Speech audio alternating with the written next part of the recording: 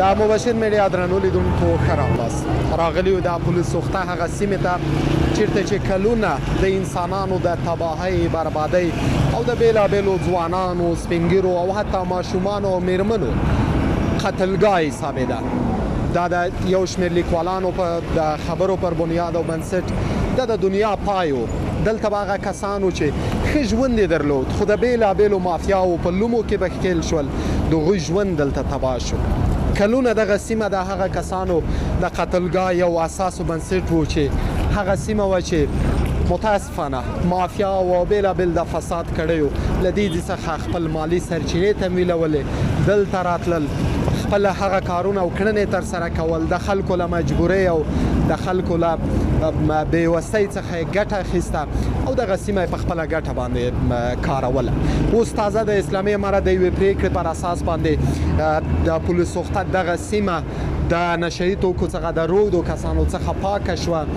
هغه کسان چې دلته وو هغه روغتونونو ته ولېږدول شول. پرېکړه په لویه کې په افغانستان او بیا په ټوله نړۍ کې د خلکو له تود هرکلي سره مخ شوه. دا ځکه چې په دغه سیمه کې هغه کسانو دلته خپل ژوند له لاسه ورکاوه چې دوی به د بېلابېلو فساد کړیو په لومو کې ښکېلېدل او بالاخره خپل ژوند به یې دلته تباه کولو. اوس دغه پرېکړه شوې، دغه پاکېږي. دلته د کابل ښاروالۍ له لوري کار جریان لري، دغه پاککاري ده. تاسو دلته خلک وینئ چې د دوی سیل ته راغلي او غواړي چې د دغه سیمې د پاکوالي ننداره له نږدې وکړي. کار جریان لري. د یو شمېر کسانو په وینا باندې چې دلته متاسفانه ورځ تر بلې کله چې د کار په جریان کې د ښاروالۍ له لوري کار ترسره کېږي، دلته د مړو جنازې د خاورو تر بیخ راپورته کېږي. دلته هم یو تن هغه جنازه ده چې متاسفانه د کار د جریان په پایله کې راایستل شوې او دلته پرته ده. تاسو یې لیدلی شئ. د خلکو په وینا چې هره ورځ د کار په جریان کې 2 لا 3 کسان له دغه سیمې څخه راایستل کېږي. دا ټول هغه کسان دي چې د فساد او مافیا د بېلابېلو کړیو څخه دوی بازي خوړلې وه. دوی دلته راتلل، ورځ تر بلې دوی خپل ژوند تباه کولو. خو اوس تازه د اسلامي امارت دغه پرېکړې پر اساس باندې چې د دوی دغه پرېکړه په لویه کې د ټولو خلکو له تود هرکلي سره مخ شوې. دغه سیمه پاکېږي. د دوی لپاره بېلابېل روغتونونه اختصاص شول. حتی داسې ویل کېږي چې د افغانستان د کانونو او معادنو څخه یو کان د دغه روږدو کسانو د درملنې لپاره اختصاص شو تر څو د دوی درملنه وشي. بل لور ته د غوش په نامه تېره ورځ یو 15,000 بستریز روغتون دوی ته ځانګړی شو. ترڅنګ یې د فینکس په نوم باندې کوم روغتون چې دی هغې ته دغه روږدي کسان لېږدول شوي. لیدونکو تاسو دا لیدلی شئ چې متاسفانه دا هغه سیمه وه چې دلته د زرګونو ځوانانو، د زرګونو میندو، د زرګونو میرمنو او ماشومانو ژوند تباه شو. دلته تاسو ګورئ یو جنازه موږ تاسو ګورو. د کار په جریان کې له دې ځای راایستل کېږي. تاسو خپله سوچ وکړئ چې په دغه سیمه کې به څومره ځوانان تباه شوي وي. دا ټول د هغه فساد پایله وه چې د حوزو له امیرونو به جدا له دې ځای پیسې اخیستې، مافیایي کړیو به له دې ځای جدا پیسې اخیستې. ورځ تر بلې به له دې ځای نه خلک انتقالېدل روغتونونو ته. خو پر ځای د دې چې په روغتون کې د دوی درملنه وشي، هغلته به دوی ته د نشهیي توکو د رسېدنې لپاره لا زیات امکانات برابر او مساعد وي. نو څه فکر کوئ؟ په دغسې وضعیت کې به د دوی درملنه شوې وای؟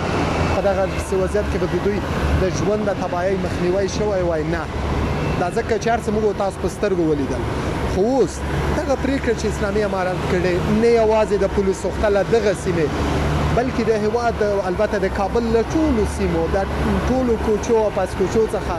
هغه کسان چې په نشهیي توکو روږدي وو هغه کسان یې له هغې ځای راایستې.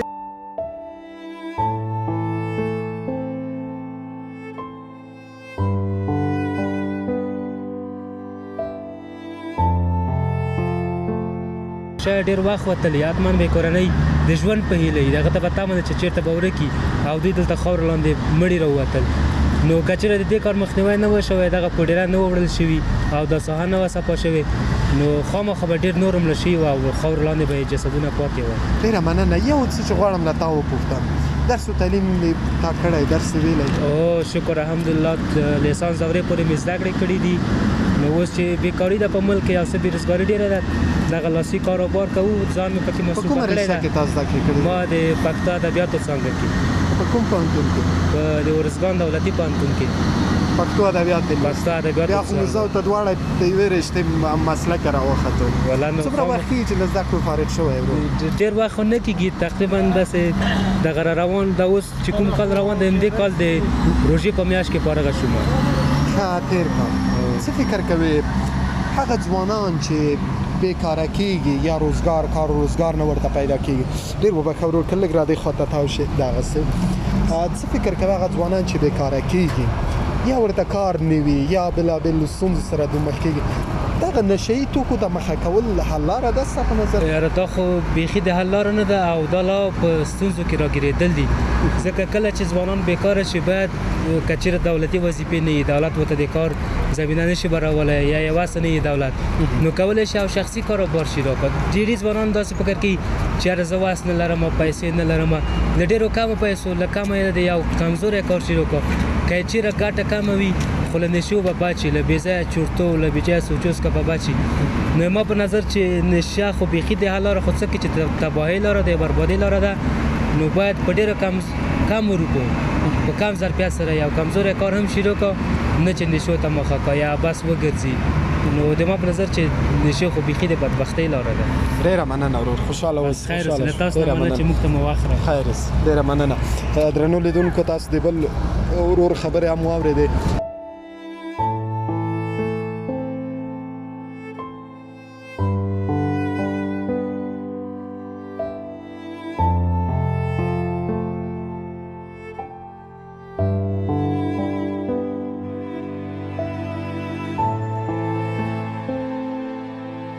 درنو لیدونکو بیا هم ښه راغلاست لکه څنګه چې تاسو ګورئ دلته ورځ تر بلې دغه کسانو مړي راایستل کېږي هغه جسدونه راایستل کېږي چې دلته تر خاورو لاندې شوي د یخنۍ له کبله خپل ژوند له لاسه ورکړی یا په نشه کې مړه شوي نورو ملګرو ورسره کومک نه دی کړی د دې ځای نه دی ایستل شوي روغتیایي خدمات نه دي ورته رسېدلي دلته یو بل جسد دی د هغه کسانو جسد دی چې دلته تر خاورو لاندې شوي هغه پر نشهیي توکو روږ دی کس دی چې خپل ژوند یې تر دې خاورو لاندې له لاسه ورکړی ورځ تر بلې دلته لسګونه کسان د دې خاورو نه راایستل کېږي د دې ټول مسؤلیت او د دې ټولو مقصر هغه کسان دي چې پر حوزو کې آمرین وو په حوزو کې مسؤل وو د دولت هغه مشران دي چې متاسفانه د دغې ځینې دوی ته د درآمد او د ګټې وټې یو سرچینه وه دغه د پل لاندې هغه سیمه وه چې دوی به له دې ځای نه د میاشتې حتی په لکونو افغانۍ او په لکونو مالداري او شتمني دوی له دغې سیمه ترلاسه کوله د دغه انسان د دغه جسد او د دغه مړي ټول مسؤلیت د ژوند فامیل او دوستانو ټول مسؤل هغه دولت او هغه نظام دی چې فساد ته مخه کړه تاسو کولی شئ دلته وګورئ چې هغه کسان دا هغه ډوکې دي دغه هغه هډوکې دي د وجود چې دا د پښو وجود او د دغه کسان ډېره مننه ورور که ته راته وایاست تاسو هم دې سیمې ته دغه هغه کسان دي چې د دغه خاورو لاندې راموندل شوي نو څه فکر کوئ د دې کلونه په دوی باندې تیر شوي کلونه تر دې خاورو لاندې یوازې اوس د وجود دا یو کس نه دی دا شاید څو کسان یوازې د وجود د ډوکې دي او دومره پیژندل شوي او دومره تفکیک شوي چې دا یو انسان دی د انسان جسد دی څه فکر کوئ د دې ټولو مسؤل څوک دی ستاسو په نظر دې مسؤل اشرف غني کارزی د غټ چارواکي عبدالله دا مغور راوړل کنه دا غټ کسان د حوزو امرین هم له دوی سره شوي امرین ټول له مخې د غټ چارواکي دا کار سړی نشي راوړی دا پوډر او دا شی اوله دا چلمترا کې دومره غټ مشران دي د هردنګي والا د کرزي دوره کې د اشرف غني دوره کې او دا اوس الحمدلله عمارات د خبره ټول کړ او بیا 15000 نفرو هغه یې مکړه د هسپتال ابتدا د هغو شپه نامه باندې یو شفخانه ورته خلاصه کړه څه فکر کوي خرید صاحب چې چېرته دغه د پاکارۍ په کار دوام پیدا کړي او دا د دې جریان لري فکر نه کوي چې دغه په شان دغه جسدونو په شان لسګونه نور کسان به هم تر دې خاورو لاندې وي کېدای شي شته که نه داسې خو نه ده چې نشته که نه دا خو دا 20 کاله دلته دوی اوسېدل دا خو نه چې دا نن راغلې ده خبره دا دا 20 کاله ووت ځنګال ته پراته بېچارهګان پوه شولې او بل دا غټ چارواکو څه نه ورته ویل چاته رسېږي شو فکر نه کوئ چې دغه سیمه د غټو چارواکو حوزو امنیه قومندانۍ او ورته جنایي کومې ادارې چې د دوی دپاره د ګټې وټې یوه سرچینه هم نه وه سرچینه وه که نه ولې نه وه دې کې څومره پیسه پاتې کېږي بل کاروبار کې دومره پیسه نه وه دا په چی چلېدل دا په همدغو چلېدل که خو د دې خبر نه وو چې ته دا مسلمان ته ګټه رسوي که تاوان رسوي خالي دوی جیب ته پیسې کړي نو خو صرف همغه د ما وي تا غم خو نه وو صرف په دې خو نه وو چې دوی چارواکي نو خبره دا دغه چارواکي به راتله دلته اسلام فامیر کې چلمترا کې د هغه به د غټو چارواکو بس راوړل د وړوکیو ته به یې ورکول هغو خرڅول ما ورته ول نسو خرڅولی څه فکر کوي خالد صاحب د دغه کس یا یو کس دی یا څو کسان دي د جسد د وډوکي د وجود دومره پېژندل شوي چې دا یو انسان دی د دغه کورنۍ د دغه خپلوان اولادونه که اولاد ونه لري پلار و مور لري دا خو له بوټي مور او پلاره خو نه دي دا خو له بوټي نه دي پیدا شوي څه فکر کوئ خو کورنۍ به اوس هم د دوی د ژوند په تمه نه وي بلکل په تمه اوس نو ورته په تمه وي چې کله به راځي صحیح دی دوی خو هسې ورځ الله خواره کړله خو اوس دا خورېدل دي ځکه دا خو په خپل نه په اسلام خبر نه په مسلمانۍ خبر نه په دې خبرو چې د مونږ کور ده د مونږ درګاه ده د مونږ بالبچ ده دوی په خپله نشه کې ډوبه نشه به چې ورته رسېدل نور د پلار یې څه کوه مور یې څه کوله اولادونه یې څه کول که نه په همدغه پوډریانو کې داسې خلک دي چې د هغه خبره ډاکټران هم دي یعنې والله په بله ما په دې چلمترا کې ولیدل یو دانه و بلوټ د نشه باندې راغلی نو هغه د کور څه پروا هغه سره د کور څه غم خو بس دا به وایي چې الله دې هغه خلک هلاک او تباه کړي لکه څغل چې دا ورک سو چې دا کسان یې دې حالت ته راوستي وخنده ګوره زه درته یم تروزیا د اشرف غني نیولې لاس کې و د عبدالله لاس کې و نور د ابزي چې کوم امیر بس راته د هغه لاس کې و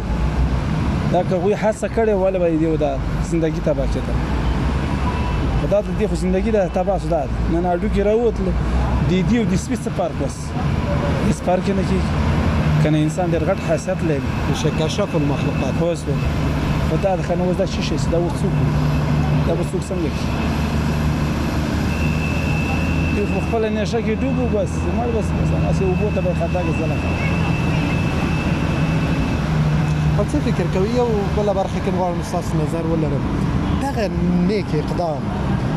چې امارت ترسره کړ کابل ښاروالۍ ترسره کړه له رؤساو او مشرانو دا پلان ونیو چې نور باید د نشهیي توکو نوم د دغه جغرافیې نه ورک شي څه فکر کوئ دا یو ښه اقدام او پر ځای اقدام دی دا ولې ښه اقدام نه ده استاذه دا د مسلمانۍ یو اقدام اوس دا څومره خلک چې الله بچ کړل دا به عمارات ته د هغه خبره تر اخره پورې ودوا کوي که نه دې سره د عمارات څه کار هېڅ کار نه خو یوه خبره چې دا د افغانستان ملت ده د افغانستان دا اوسېدونکي دي بیا مسلمانانو دا نه و چې کافر خو دغه به چې نشه وکړه سبا هغه هلک هم ته زده کوله بل هم ته زده کوله که دغه الله تعالی دغه نشهیان ختم کړي څوک هم نه کوي نشه آیا ته پیدا راوکړې اوس دا د سګرټ او د نسوار خوله کې واچوي 15 منټه بعد خطا کړي ولا نشه نشې سره د خدای کور ورانګه دا څه نشه هغه کار وکړه چې هم خدای خوشحاله هم رسول خوشحاله اوس دا پوډریان ده دلته دلته سپای ژوند نه کوي دوی که دوی انسانان بس په خپله نشه کې باید اخته و بس خپله نشه یې کوله نه یې تاخ هم ورسره و نه دماغ هم ورسره و د خپلې کورنۍ نه د خپلې کورنۍ یعنې ما څه درته ویل داسې خلک کې وو په ولاکه درته دروغ وایم چې ډاکټران هم کې وو انجینران پیلوټان خو دا داسې خبره وه چې عضلې دوی ورځ به کږاسته که نه دا ځای ته وګوره دا ګوره د راک ځای دی دا تشنافونه دي دلته باید څوک انسان باید دلته ګزاره ونه کړي دوی کوله دوی ته چې خاطر د خپلې نشې په خاطر یې کوله خو الله دې عمارات ته بری ورکړي او الله دې کامیاب لري پوه شولې چې دغسې دا غټ چارواکي الله ختم کړي انشاءالله هېڅوک به هم دا نه سخوي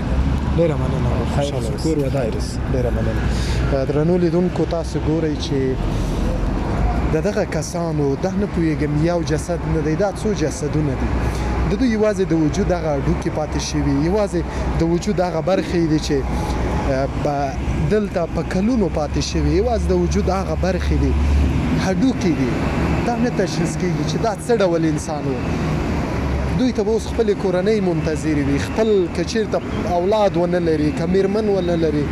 پلار و مور به ورته منتظر وي خو دوی له دې هر څه نه ناخبره وو له دې هر څه نه بېخبره وو او په دغه ځای کې پراته وو دغلته یې د خپلې ژوند د تباهۍ ورځې شپې سبا کولې دوی دغې سیمې ته راغلي وو دلته د ژوند له هر ډول امکاناتو د ژوند له هر ډول هغه خوښۍ او خوشحالیو څخه دوی بې برخه وو خو اوس د یو لوی او ښه او هغه ډول اقدام په پایله کې چې د ټولو افغانانو د ټولو هیوادوالو د تود هرکلي سره مخ شوی دغه ځای را پاکېږي دلته د کلونو هغه چټلي او هغه ناپاکي او د انسانانو د ژوند د تباهۍ هغه وسیله نشهیي توکي چې د بېلابېلو فساد کړو ادارو مافیایي کړیو او ورته نورو کسانو له لوري به دوی ته راوړل کېدل دلته به خپل کاروبار او بازار پرې چلاوه اوس د دې کاري جریان لري پاکیږي او په دې هیله چې له دغې ځای ته دغه سیمه کله چې پاکه شي د کابل سیند چې په همدغه لاره راځي همداسې وځي دغه ځای ورته پاک کړل شي او دلته بیا د هیڅ انسان د ژوند د تباهۍ او د ژوند د بربادۍ موږ تاسو شاهد ونه اوسېږو دا یو سرسبزه سیمه شي دا یو داسې پاکه سیمه شي او پاک ځای شي چې په دغې ځای کې یوازې زموږ ستاسو د وطن هغه لویه منبع او سرچینه اوبه چې کومه دي هغه لویه پانګه چې کومه ده هغه په دې لاره راوځي او موږ تاسو پرې خپلې ځمکې خړوبې کړو نه دا چې دلته پر نشهیي توکو روږدي کسان بیا راشي بیا دلته وده وکړي بیا یې ژوند دلته تباه شي نو درنو لیدونکو ځو به هغه بل لوري ته هم د پول د پاکوالي کار روان دی هغه ځای به هم ګورو نو تر پایه راسره اوسئ